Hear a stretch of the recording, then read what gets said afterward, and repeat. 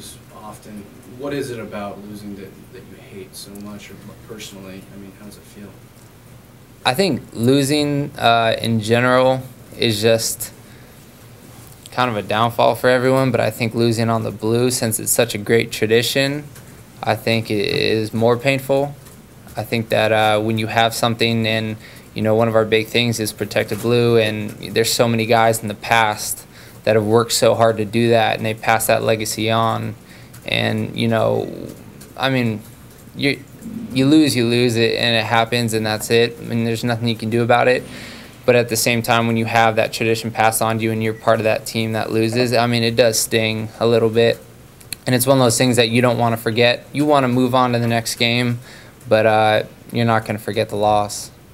Is there any sense of how deflating this is in the big picture in terms of, conference championship or maybe BCS or another one-loss season? Are you guys so focused on next game moving on, or is there a sense of big picture? We don't really try to pay attention to that too much. I think personally, since I've been here for 5 years, I've seen when we go undefeated what that looks like, when we have one loss or two losses, what that looks like. And in my mind, you can't really focus on the big picture because it's not always what you expect or what you think should happen. And so, we're taught to look at each game at a time, each week at a time. And right now we're looking at Hawaii and just kind of seeing what they got and just scheme it up and ready to go over there with a new chip on our shoulder. Losses are so few and far between in this program. How does this one compare to like TCU or Nevada and those other gut-wrenching defeats? I think either way you look at it, a loss is a loss. And like I said, losing at home I think stings a little bit more, just more for the tradition, not necessarily the team we lost to. And so, yeah, I mean, it's not a good feeling either way, but I think it's motivating in a sense. I think it's something where you go into that next week with more to prove, and so I think that's what we'll do. Chris, as you, as you said, that it's been all year you guys have been saying it's details, and but it just seems like the explosiveness hasn't been there, the big scoring games haven't been there. Is there something just missing a little bit on offense, something that's just an ingredient that's just not there? Or I think we're there. I mean, I think we haven't had what we've had in the past, but I mean, I think it's fair to say we don't have the same team. Not that we're not as good as what we were in the past. I think it's just different set of guys, different set of offense, different set of defense, special teams. I mean, in all the aspects, we're bringing something new to what we have been doing. And so I think we're right there, and I think it's going to be good once we finally hit it. And I think we've had little glimpses of it, and we just really need to kind of hone in, find it, and really just stick with it. You look at so far this year, you guys have scored quite a bit more in the first half than the second half. Are defenses doing something in the second half to adjust to you guys a little bit? I think it's more of I think we've struggled a little bit on finishing drives. I think we've struggled a little bit in finishing the fourth quarter of games. And so that's one thing that we've really trying to focus in on and really say, hey, if we can win the second quarter and the first quarter, I think we're going to be doing pretty well. And I know going before this game, we don't look at stats too much, but we were losing a lot of the games in the fourth quarter, even though we were winning the games. And that's something that can come back to get you, if you're a team that's not truly finishing the game. And so we've really been working on that, and hopefully we can just carry that out through the rest of the season. You guys have had maybe a little bit more than in the past, some suspension issues, particularly with young guys this season. As an older guy, as a veteran guy, how do you react to that when you see that going on? I mean, it's tough. I think it's sometimes hard to see. It's always hard to lose a guy, no matter what it is, injury, suspension. No matter why he's gone, it's tough to have someone gone, especially someone that is thrown in the mix and you get that chemistry, you're working with that person. But I think the guys are doing a great job. Guys that have filled in spots, I think they're doing what they need to do on and off the field to help us have more success this season. Is some of that just from Pete? I mean, the way he handles business, that maybe at another program, you know, these guys would be playing, but Chris Peterson just has a different standard, or what? You've been in the program for a long time. Yeah, I mean, I don't really know how other programs, you know, what the head coaches say, what's okay and what's not okay. But we do know the standards that we have here, and if guys aren't really living up to those standards, and that's something that we know ahead of time can hurt us. And so I think the guys, like I said, that have stepped in have done a great job, and you know, hopefully we can get some of those guys back. But you know, if not, I think the guys are just doing fine right now.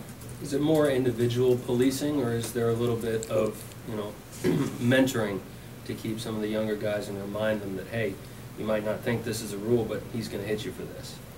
I think the coaches do a great job of really stating, hey, this is okay, this isn't.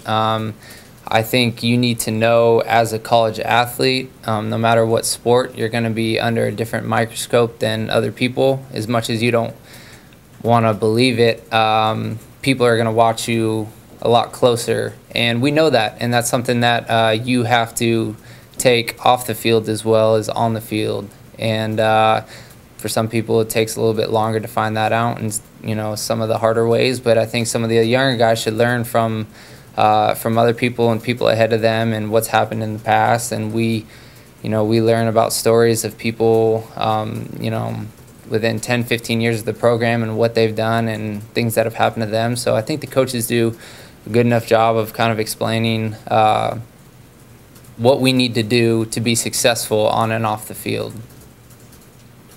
How much did that kickoff return? Obviously, this place was going pretty nuts. Late game, crowd was really into it. That kickoff return just kind of deflate, you know, what was going on the sidelines and everything. Yeah, it was a little bit of a downer in the sense of you know, it's the opening kickoff and everyone's getting pumped up and the crowd's cheering pretty loud, and then they run it back. But I mean, that's football, and that's you know, part of the fun of the game. And it's one of those things where they hit you in the mouth with something that you're not expecting right away, but hey, that's okay. I mean, you're not gonna get a tackle inside the 20 like we like every single time. And so, I mean, those guys are working hard, and just like we said, if you turn on the film and look at how that play ended up, it wasn't something that they just completely dominated us on. It was one of those things that we were right there and just didn't finish. I mean, granted, he made a great play, and very talented kid, and it is what it is. But I think, you know, once we can kind of get those details honed in on, we'll be fine. Have you looked at Hawaii yet? I haven't watched too much stuff on Hawaii right now. They have a corner who's leading the league in pass breakers. I just wonder if you've seen him yet. Or I haven't watched too much film on them. Today is our film day, so I'll get in there and watch those guys. And you know, just like every other college team, I'm sure they got some guys that are pretty good that we'll need to hone in on. And I think as a general, you know, they have a ton of athletes and speed, like they always do every time we go and play them. It's always going to be a good game and fun. And so I'll watch those guys, and I know the rest of the team's going to be studying those guys, and it'll be a fun weekend. What's different about this trip? You've been there before, you've played there before. It has to be different than any other place you go. It is. I think the biggest thing when you go there is everyone's on vacation but you. And it can be distracting at times. You know, your family doesn't want to come to a game until they find out Hawaii is on your schedule. And so you got, you know, 30 family members and friends, and everyone's wanting to come to Hawaii, and they're sitting there on the beach and wanting you to come say hi. And it's one of those things where you just really need to focus in on that it's a business trip. Kind of have that SWAT team mentality of you need to get in there, do your job, and get out. And I think we've done a pretty good job of that in the past, and I think having a young team, we really kind of need to hone in and let those guys know how things are done. And the coaches have done a great job of that, and they'll figure it out once we get there, kind of lock them up in the hotel and make them watch film the whole time, so it'll be fine. You've gone against Dante Dion probably a little bit here in practice. What have you seen out of him, and the fact that he's kind of thrown in the fire here late in the season? I think he's done a great job. I think to be thrown in, you know, 8th, 9th game of the season, can be tough because you're not exactly getting all the reps in those first 7 or 8 games that you probably wanted, if any. A lot of times he'll probably be on scout team, and so he's really given us the look going against our offense that we want to see for the other team. And so I think he's done a pretty good job of kind of working his way in on special teams and working his way in on defense. And I mean, my hat's off to him. I think that's one of the things that, I mean, it's tough, especially our offense. I know if I got thrown in the 8th game without knowing a play or taking a rep, I think it'd be pretty difficult. So I think he's done a great job so far. Is there any fun in a trip to Hawaii? I mean, you say a SWAT mentality. Do you take anything away from it, maybe outside of the game itself, that's kind of fun, or is this completely business? I think each away game is fun in itself. I think when people ask what's your favorite part of college football, I think I always say that I feel blessed to just be able to see all the different cities, all the different states, all the different stadiums, the different types of environments that you play in. Some stadiums, you know, are half-packed and people aren't really into it. And then you go to other stadiums and you got 70,000 people booing you. And it's one of those things where you need to learn to adjust to either bring your own energy or just know that, hey, you don't exactly have everyone cheering for you and the odds aren't for you. And it's one of those things where you need to kind of stick your hand in the ground and compete. And so I think a place like Hawaii, I think it's going to be a fun environment, no matter the crowd. I think the weather's always going to be fairly good, and that's always a positive. You know, you're not going to be in, you know, Wyoming where it's snowing, and so I think in that aspect it's fun. I think for some of the guys, I know I had never been to Hawaii, and so it was one of those things where it was just a fun trip in itself that I get to go to Hawaii, and I know some of the guys are the same way. And so I think in that aspect, it'll be fun just to get to go there, experience what it's like, the weather, the people. But outside of that, it's more of, like we said, just a business trip of we can't get too caught up in the fact that we're there more than why we're there.